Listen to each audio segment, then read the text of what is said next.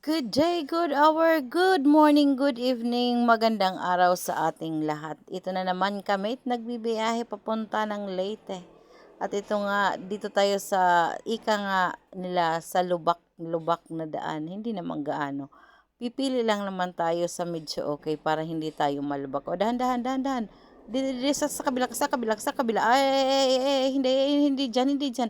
Ay, walang mapipagpilian dito. Kaya go nang go na lang. Ika nga, for the go na lang tayo dito. Talagang walang mapagpipilian na maayos. Dito sa anahan, medyo mayroon. O, diba? Ay, nako. Kaya baka sa next year maayos na rin ito dito sa part na ito. Pero sa unahan naman ay medyo okay-okay naman yung mga daanan, 'di ba?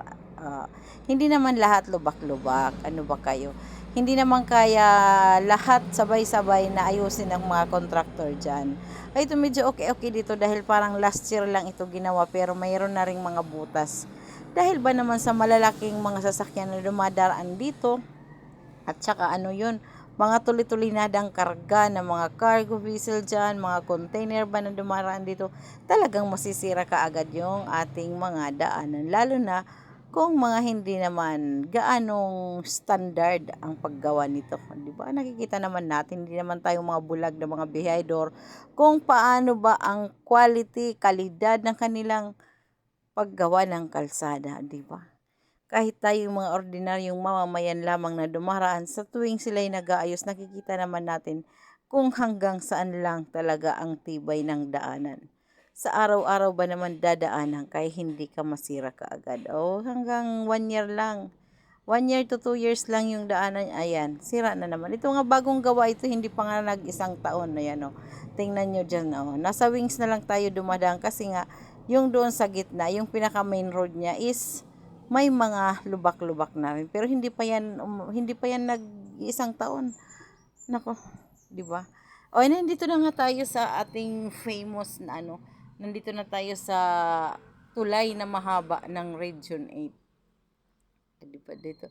Mayroon din naman mga lubak-lubak na kakonti dito. Nakita niyo may mga butas-butas din itong tulay natin dito sa ibabaw, pero kinukumpuni naman kaagad dahil hindi naman ito pwedeng pabayaan dahil ito ang nag-iisang daanan nating lahat, lalong-lalo na yung mga may mga businesses from Luzon to Mindanao, Mindanao to Luzon. Ito nga't binabaybay na natin itong napakagandang tulay ng Region 8. Diba? Saan pa kayo? Dito lang yan makikita. Sa Samar, between Samar and Leyte. Ito ang aming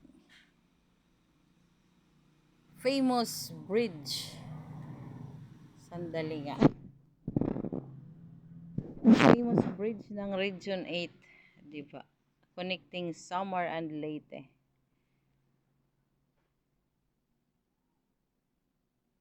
Yan na nga. Ika nga sa mga kapwa creator, o try nyong bahay ko dyan.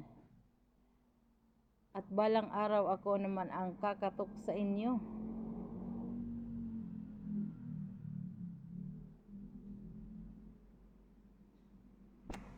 Have a good day everyone.